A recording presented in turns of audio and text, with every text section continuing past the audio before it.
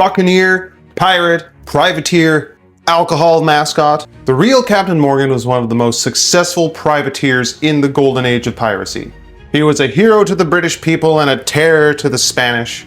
Using his wits and military strategy, he would work his way up from humble farmer to the governor of Jamaica.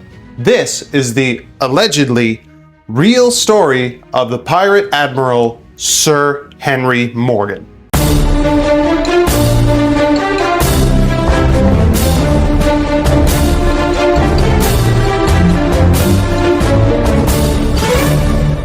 Henry Morgan was born in 1635 in Llanrummy, Wales, which is now in modern-day Cardiff. He was the eldest son of Robert Morgan, who was a wealthy farmer. Allegedly. I'm going to be saying allegedly a lot because a lot of the information that we have about Morgan's life comes from one of his crewmates, Alexandre Exquemelin, who wrote a book about him, but then he was sued for libel for exaggerating a lot of the claims in the book.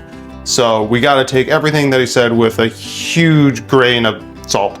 We know he dropped out of school at a young age, possibly to join the army during the English Civil War, because he's quoted as saying, "I'm more suited to the pike than the pen," or something like that. It's unknown exactly how he came to the Caribbean. It could have been that he was part of an army expedition against the Spanish, or there are some sources that claim he was an indentured servant. But, however he came to the Caribbean, by 1660 he had joined up with Sir Christopher Mings, a privateer, and by 1663 he was the captain of one of the ships in Mings' fleet. And he would join Ming's attack on the city of Santiago de Cuba. Cuba.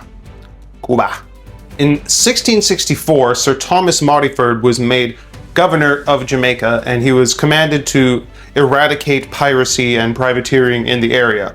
However, Jamaica was still a very new colony for the British, and they couldn't really make a lot of money from the plantations yet, so he just kept all the privateers around and encouraged them to bring in wealth from the Spanish to sustain the colony. Henry Morgan impressed Modiford, and he was eventually given a letter of marque to attack Spanish ships. A letter of marque is basically carte blanche from the British government to attack Spanish vessels freely. It's like legalized piracy. Henry Morgan would marry his cousin, Mary Morgan. Oh! Ew! Dude! What the? I know. However, they never had any children. Thank God. She was the daughter of Edward Morgan, Henry's uncle, who was at that time the deputy governor of Jamaica. So Henry probably saw this as like his in with the government of Jamaica. So it hopefully was like a political marriage and not anything romantic. Again, they never had any children, so there is no quantifiable proof that they ever, you know. So in 1668, Modiford made Captain Morgan a admiral. Admiral Henry Morgan gave him 12 ships and 700 men. Now, Morgan's letter of marque stated that he could attack Spanish ships. However, Morgan knew that the real money was in settlements and towns. And because of his time, allegedly, in the army, he was more of a soldier than he was a sailor. So his first notable raid was on a town called Puerto Principe. Problem was, Puerto Principe was 50 miles inland. So the pirates, the privateers, had to walk and sneak through the jungle to get to the settlement. You can imagine their surprise when suddenly 700 pirates come out of the jungle to attack your town. Surprise, motherfucker! So they took Puerto Principe fairly easily. However, allegedly, there wasn't a lot of treasure there. So when Morgan returned to Modiford to report, he said that there was allegedly plans of a Spanish attack on the English there, and that's what he learned from going to Puerto Principe, allegedly. On his way back from Puerto Principe, there was a squabble on board between an English sailor and a French sailor, and the English sailor ended up killing the French one. Morgan didn't want to show favoritism, so he had the man arrested and eventually hung when they returned to Jamaica, but it really soured the relationship between the English sailors and the French sailors, and eventually the French sailors would desert, leaving him about 200 crew shorter than he was before. Morgan's next target was Portobello, and this is one of his famous raids. Portobello was a much larger trade hub than Port-au-Prince, so it was richer and had more stuff in it. The problem was it was guarded by 3 fortresses, 3 castles. But now Morgan had a tactic that he could use. He took his men ashore a little ways away from the castles and snuck around and approached them from the landward side. So they came ashore in the middle of the night, snuck through the jungle, and then in the early hours of the morning, they surprised the first castle. And they were able to capture all 3 castles fairly easily. Exquemelin says that allegedly, to capture the 3rd castle, Morgan built these ladders, like siege ladders, and had them carried to the wall by priests and nuns that they had captured in the previous castles. He was attempting to use these clergymen and women as human shields, and apparently it didn't work. The Spanish fired on their own priests and stuff, allegedly. And this is the part of Exquemelin's book that Morgan would later take great issue with, and is the part that got him sued.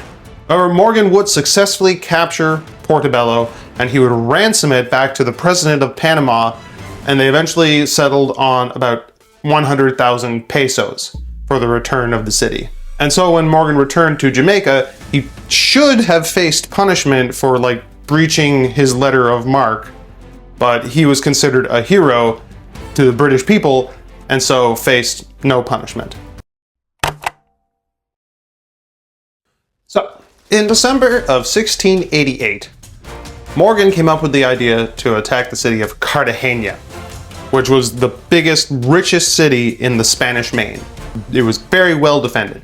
So the Royal Navy gave him a large frigate called the Oxford, and in January of 1669 he had a war meeting aboard the Oxford with a bunch of his captains to discuss what they were going to do. However, tragedy would strike. While they were having a pig roast aboard the Oxford, a spark from the fire would sail into the powder keg and the whole ship exploded. Morgan survived because he was sitting with his back to the window and he got thrown out the back window into the sea. Some of his officers survived, the other ones who were sitting near the window, but many of his officers were killed, as were 200 of his men in the explosion, and obviously the Oxford was totaled. With the loss of his new flagship, Morgan realized that his fleet was now too small to attack Cartagena, so they had to change plan.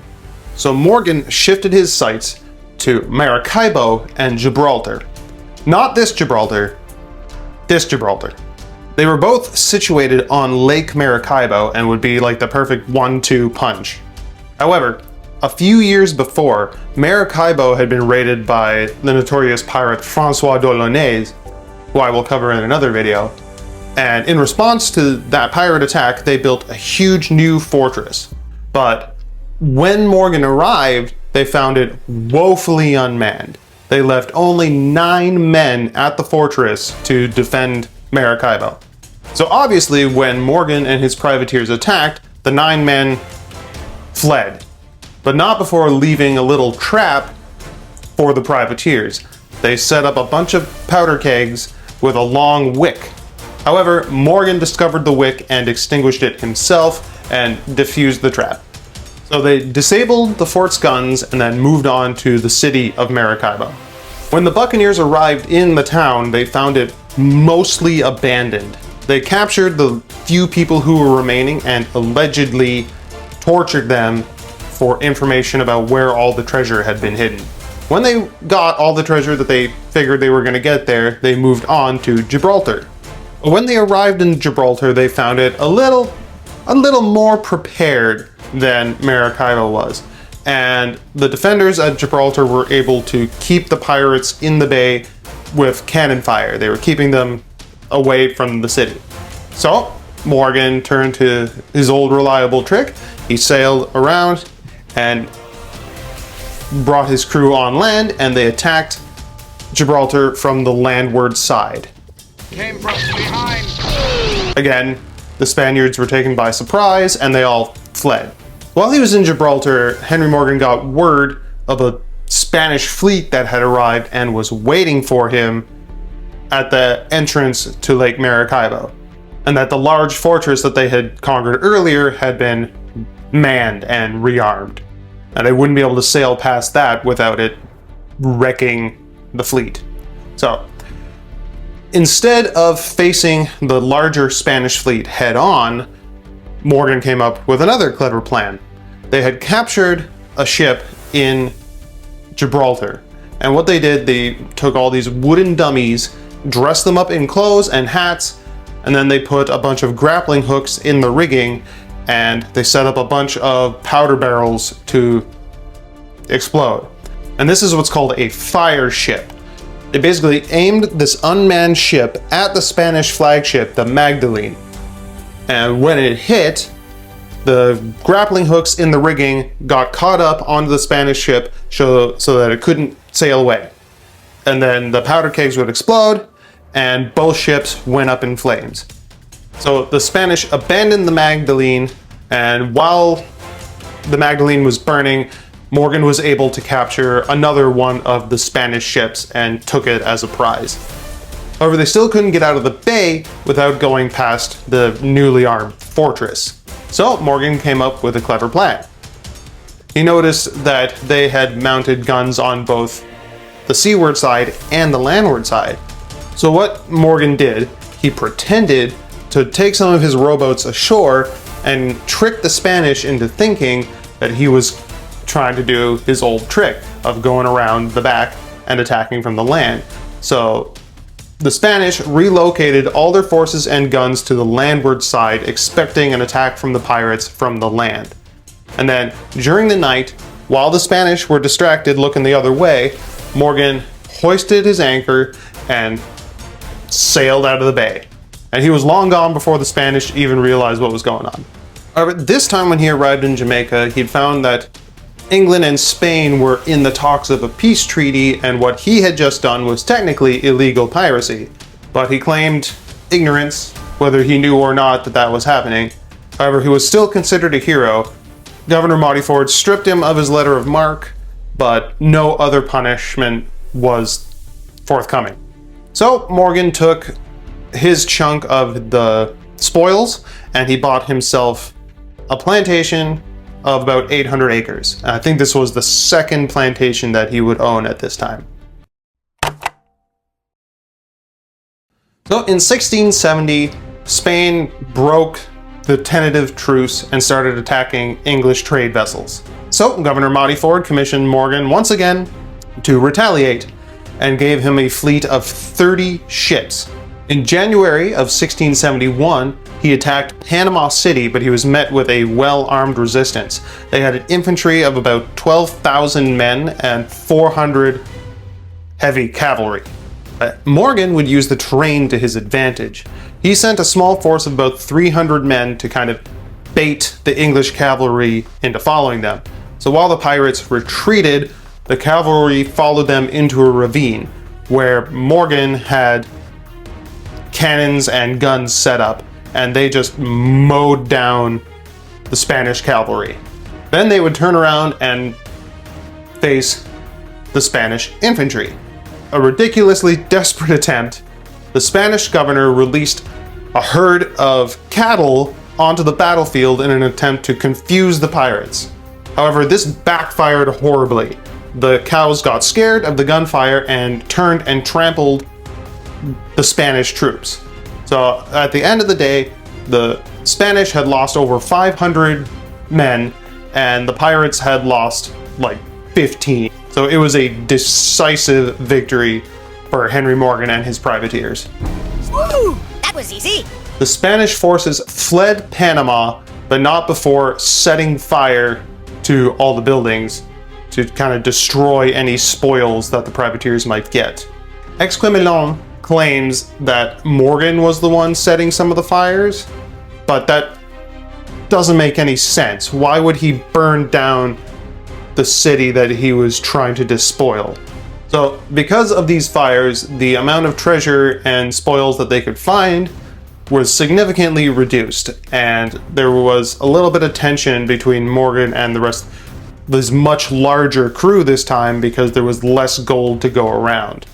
Now, this time when Morgan returned to Jamaica, he found that England and Spain had actually signed a peace treaty, and this time they were a little less forgiving. This time, his actions were considered a crisis of international affairs, and he was arrested and brought to London.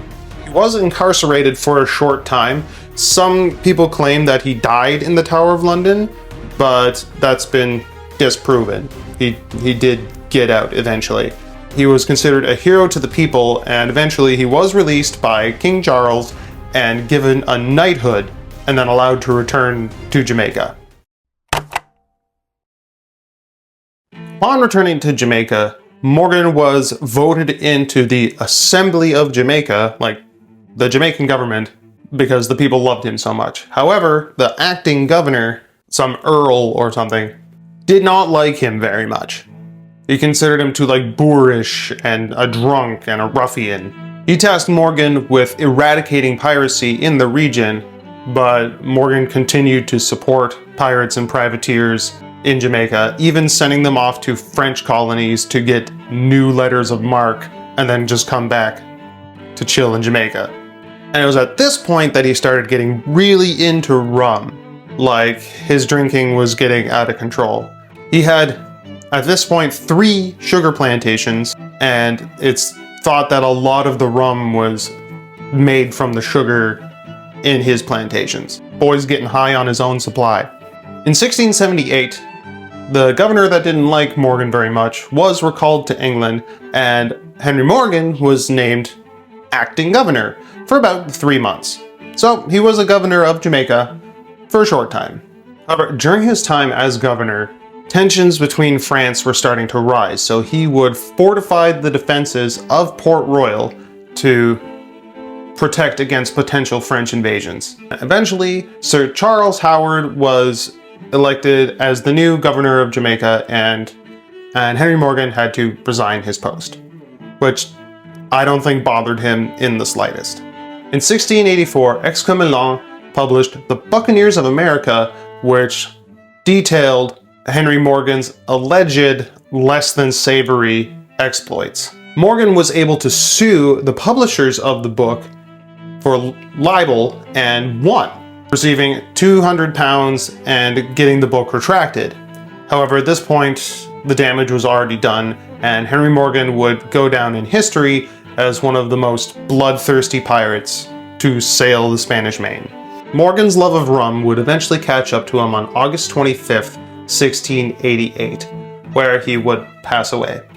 He left his 3 plantations and 133 slaves to his 2 nephews. An amnesty was declared on his funeral so that all of his pirate and privateer buddies could come and see him without fear of being arrested for attending a funeral. However, in June of 1692, an earthquake would strike Port Royal, and the part of the city that Morgan's grave was in was lost to the sea. A fitting end for a notorious privateer. Though his legacy remains controversial due to allegedly slanderous retellings, Henry Morgan has gone down in history as one of the most famous and successful pirates of the Golden Age. His charisma and incomparable military strategy made him a force to be reckoned with in the Spanish Main. He was one of the few successful pirates to actually survive his pirating career, probably because he kind of did it through somewhat legal means and he wasn't like a full-blown pirate. His legacy lives on in books and films and video games. Let's set both by Morgan and Bartholomew. And in 1644, Seagram Company began production of the Captain Morgan spiced rum brand. And they used a likeness of the famous pirate as their logo, even though he didn't really look like this at all. And this highly inaccurate image has cemented the name of Captain Morgan in the minds of drunk frat boys at spring break the world over. If you enjoy learning about pirates and pirate history, don't forget to hit the like button and subscribe. I mean, you made it this far in the video, why not, right? Alright, that's going to be all for now. Don't forget to drink water, do your push-ups, and stay safe. Till next time.